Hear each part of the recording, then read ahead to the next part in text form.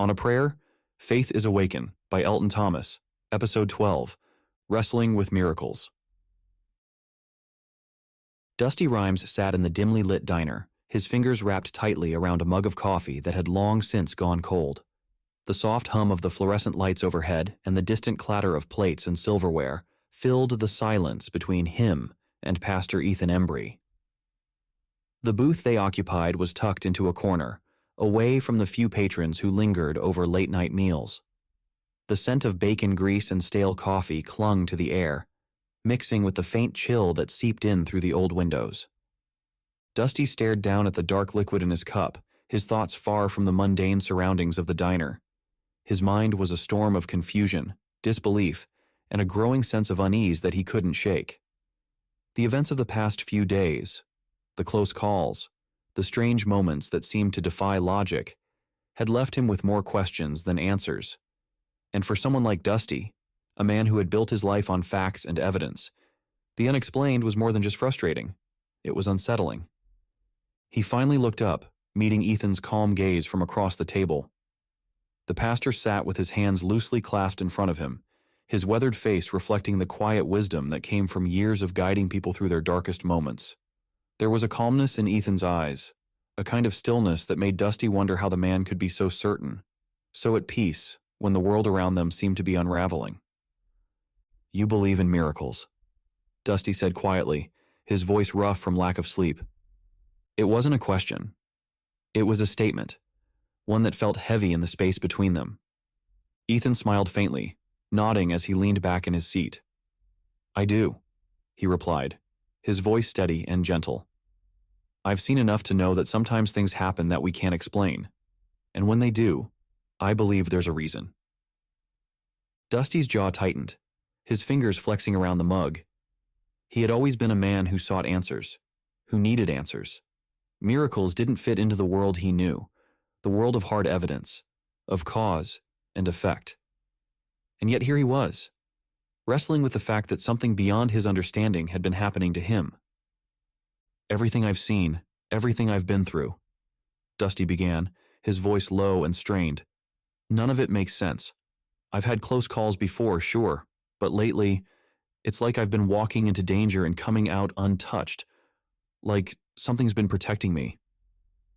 Ethan's gaze remained steady, but his eyes softened with understanding. "You think it's a coincidence?" he asked, though there was no judgment in his tone, just curiosity. Dusty let out a harsh breath, shaking his head. "I don't know what to think anymore. I'm not someone who believes in divine intervention. But this—" he broke off, running a hand through his tousled brown hair. "This is different. It doesn't feel like luck." The silence that followed was heavy, the weight of Dusty's confession hanging in the air between them. Ethan didn't rush to fill it.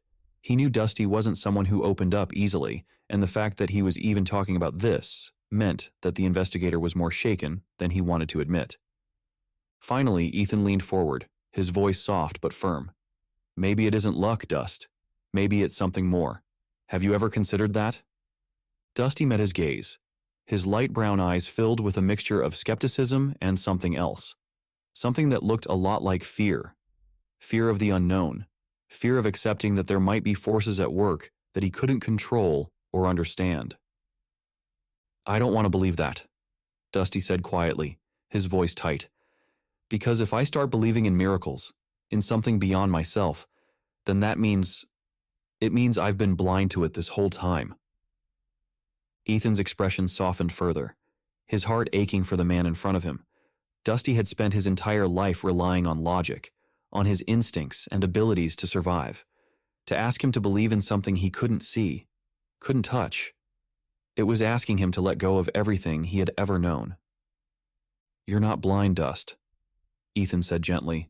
"You've been walking a path that's led you here, and maybe now you're being asked to see things a little differently." Dusty's shoulders slumped slightly, the weight of Ethan's words pressing down on him. He stared into the dark depths of his coffee, his mind a tangled mess of thoughts. He wanted to push back, to reject the idea that there was something guiding him, something protecting him, but he couldn't deny the truth of what had been happening. "You think this is God?" Dusty asked, his voice rough with uncertainty. You think he's the one pulling the strings? Ethan's smile was kind, but his eyes were serious. I believe that God works in ways we don't always understand. Sometimes, he puts us in situations where we have to rely on more than just ourselves. And sometimes, he shows us things we're not ready to see. Dusty's jaw clenched as he processed Ethan's words. He had never been a religious man, never put much stock in prayer or divine intervention. His life had been too full of pain, too full of the ugly truths of the world, for him to believe that a higher power was looking out for him. But now, with everything he had experienced, he wasn't sure what to believe. I'm not saying you have to have all the answers right now, Ethan continued, his voice steady. Faith isn't about knowing everything. It's about trusting that even when you don't understand, there's a reason for what's happening. Dusty's eyes flickered with something like frustration, but it wasn't directed at Ethan. It was directed at himself, at the part of him that wanted to believe, even though he didn't know how. I've spent my whole life looking for answers, Ethan, Dusty said quietly. I don't know how to just let go. Ethan nodded, his gaze compassionate. I know, and I'm not asking you to let go. I'm asking you to open yourself up to the possibility that there's more at work here than you can see. Dusty leaned back in his seat, running a hand over his face as he let out a long breath. The weight of it all, of the past few days, of the investigation, of the unexplained moments that had saved his life. It pressed down on him like a heavy burden he wasn't sure how to carry. He glanced out the window, his eyes tracing the flickering neon lights of the diner's sign. The world outside seemed so normal, so ordinary, but inside him, everything felt like it was shifting. He didn't know how to reconcile the two. I don't know if I can believe in miracles, Dusty admitted, his voice barely above a whisper. Not yet. Ethan smiled softly, his eyes filled with quiet understanding. That's okay. Faith isn't something that happens overnight. It's a journey, Dust. One that you don't have to walk alone. Dusty didn't respond, but something in his expression shifted, something subtle but significant. He wasn't ready to fully accept what Ethan was saying, but he wasn't rejecting it either. For a man like Dusty, that was progress. As the minutes ticked by, the silence between them grew more comfortable, the tension easing just slightly.